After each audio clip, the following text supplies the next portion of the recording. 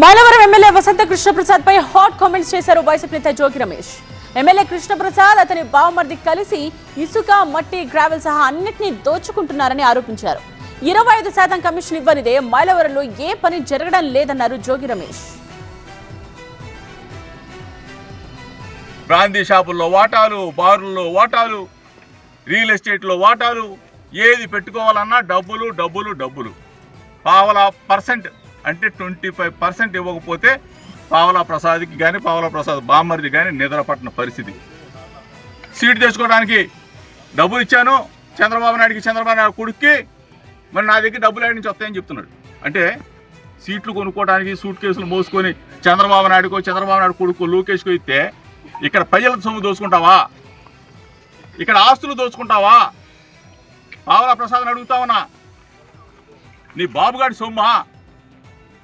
మైలవరం నియోజకవర్గంలో భూగర్భ జలాలు, ఆస్తులు, ఇసుక, మట్టి, బూడిద, ఇవన్నీ మినరల్స్ అన్నీ కూడా మీ బాబు సొమ్మా అని చెప్పి అడుగుతా ఉన్నా.